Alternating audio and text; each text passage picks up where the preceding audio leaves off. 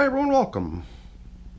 We're down here in my wormery. As you can see, we're all set with my prepared bedding, my crushed eggshells for grit, and a nice portion of food for the little wormies. This is all, well, for the most part, potato, well, almost all potato peel, but you can see a couple potatoes that just didn't really pass quality assurance are also in here. Looks like they were starting to go bad. And when I emptied the bag that this stuff was in, there was a whole bunch of mushroom stems in there too, which I tried to pick out because it felt like we had way too much food. I might have missed a couple, so perhaps they'll get a couple bonus mushroom stems. The worms that we're checking in on today, they're right here. They're the African nightcrawlers, 157 days of age for these two systems being in service. And if you're wondering what this stuff here is, these are sort of placeholders because everything's in order by date. But since the yellow buckets don't really fit well in a lot of places, I'm just using these to show sequentially in terms of seniority, age, whatever. Yellow bins come after these two over here, and then even the outdoor worm bag is represented with this little thing here, and then comes these little guys. So they're not really so close to being at the top of the food chain here. They're a little bit down the ways with certain systems in between. So let's get a glove on, get these systems up on the bench, and get them fed. Like last time, I look forward to applying a nice top coating of leaves for these little guys, because in a way it just seems to me like if you have an option to give the worms the sort of bedding they would normally live in out in nature, if they weren't in captivity, the chances are that that's pretty much the sort of stuff that they'd be living in. And that's the stuff that they've been, you know, over millions of years adapted to the best.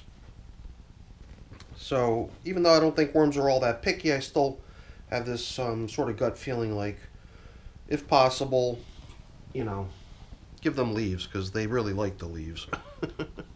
Or at least they sure seem to. But at systems that are at this age already, 157 days of age, it's times like now I like to try to think ahead a little bit in terms of how I'd like this material to be at some point not too far in the future. And a big part of that has been for some time now is just the disappearance of leaf stems. As much as I like the leaves, these stems, especially big ones like this, they're like practically a branch. It'd be nice to see those all gone by the time you start considering the batch of castings as harvestable. I mean, if you got castings that are just loaded with a whole bunch of little sticks, basically, it's a nuisance, you know. And I know a lot of people screen stuff out, so to them it's just a non-issue. The stuff just gets sifted out. In a lot of cases lately, I've been skipping the sifting. I've just been pretty much migrating worms out of their finished castings and scooping them out and then leaving behind the, at that point, what I would consider to be the harvested castings, you know. The harvesting just really being the removal of the worms from the stuff. So, my idea on the leafy matter was to start blending it in like I've been doing in many of my other systems. Because the leafy matter, even as much as I like it out on the top surface as sort of a natural looking top coating, I think I like it even better knowing that it's been blended down into the bed, providing the worms with a much more natural medium. Not to mention a whole bunch of bedding that's doubling as food for them too. Now, it felt to me like I may have bumped into a spherical object. And it reminded me that I think that, yeah, here we go, I found one. Just as I was about to start questioning whether I'm remembering correctly. But this is the system, these are the systems where we took little spherically shaped corncob bits and threw them into these bins. And while we don't necessarily go out of our way to locate them or hunt them down because they're puny, each system was given a handful of them, perhaps 5 or 6, I don't remember the exact number. And in some cases we bump into a bunch of them during the check-in, other times we find very few. So here at least we found one. Let's come over to bin number 2 and see what we find. I believe in bin number 2 is just a larger number of surviving ones, or at least we've been managing to find them and then just always place them into the same general location. So here's one already I found right off the bat. Haven't even started into the excavation of the feeding zone from last time. I can't recall what we fed, but I think it was a pretty routine type of a feeding. Oh, here we go. I'm reminded now just by seeing bits of the leftovers. There was mainly asparagus. And that's the sort of thing that the worms are able to eat a large portion of, a pretty good portion of it that they can nibble away, and that's the inside of these little tubular shapes of vegetable matter. The rest of it is really fibrous and tough.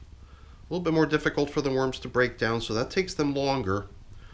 So it's almost like they do an initial pass eating what they can, the soft inner parts of the vegetable matter, and then they'll gravitate towards the somewhat tougher bits as they soften up and become easier to gobble up. So as you might have noticed, I've already collected up three of these corncob spheres, and I think if we were to really go out of our way at some point in the future and really try to find more of them in bin number 1, we probably would, but not going to bother. I think we're just going to give these little guys a nice feeding. We'll start with some of my prepared bedding down in the feeding zone. That's a nice generous amount.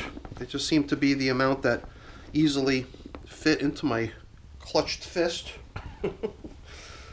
And I guess the food coming in on top of it doesn't look like much. As a matter of fact, it just blends in basically. Just more brown food for the wormies to work on. And I wonder what they're going to think of these somewhat larger pieces. Because usually here too, they'll work down the soft. Here we go. 2 chunks of mushroom. Very nice. Let's throw one in here and one in here just in case that's all they get. I did manage to get the majority of it out though, I believe. Sure seemed that way, or did I miss one here too? I believe so.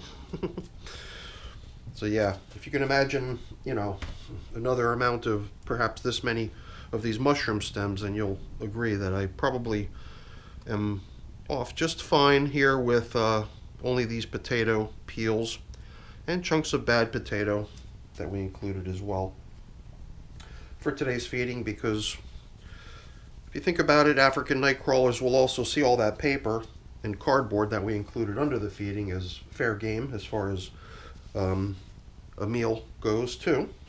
So I'm just going to reach a little bit outboard, bring in some material from the outskirts. I believe we moistened the last time when we came in here. And sometimes when I'm blending in some of this leafy matter that was resting out on the top surface down into the bed, I feel like I'm blending in a somewhat dry material. Not in this case. In this case, the leaves felt pretty good. The only reason I'm commenting is because I did hear a little bit of rustling. A little bit of a rustling sound that might have suggested that the leaves were very dry, but I don't think they are. Perhaps a little bit. But those potato bits, mostly potato peels, but some of them are chunks of potato. That stuff I believe is going to release a little bit of moisture content as it thaws out, hopefully. As far as moisture goes, I don't think there's going to be any need to add moisture here into the system. I think things feel really nice. So nice to have all that lovely bedding blended into all that leafy matter right down into the bed. So let's give bin number 2 a similar sort of treatment. The stuff I am excavating out of the edges is, for the most part, worm castings, or it seems that way to me. Pretty heavily broken down material, so introducing all this other stuff into it, I believe is going to be to the benefit of the worms for sure. I don't know, am I being repetitive? I guess I'm just a little bit, I don't know. I just wonder, you know, why did it take me so long to finally get generous with the bedding and the worm bins and the moisture? Seems like with moisture too, I'd always been a little bit of a miser, same with the bedding. And now that I'm being a lot more generous with both, my bins seem really nice, and just seems to me like it's more along the lines of what the worms would pick if they could pick an environment for themselves. I'm going to see if I can use some of this leafy matter here to return the material that's stuck to my gloves. Get it right back down into the worm bins. And I do believe that at some point in the near future, and maybe we'll even use today as the last time to add more leafy matter, because, you know, bringing in fresh leaf stems in a system that's now beyond 150 days of age, it seems like, you know, if we can avoid it, let's do that. We'll just probably end up giving them a more simple, softer, easy to break down completely type bedding material, and I think in the end we'll be glad we did, because it'll just end up with castings that are littered with less foreign material, such as leaf stems. Even this leaf stem right here was not preventing my plastic, not allowing the plastic to rest down flat, because it was sticking up in the air. So the leaf stems, you know, a little bit of a pain, but if you can, you know, plan ahead and adjust for them accordingly, then they're an awesome bedding, that's for sure. So that's it for the check-in, everyone. Hopefully you enjoyed it. If you did, as always, please don't forget to leave me a quick thumbs up before you go. That's always really appreciated. And if you haven't done so already, please also consider subscribing to the channel. That's very much appreciated as well. All right, everyone, have a great day. Thanks for watching. Bye now.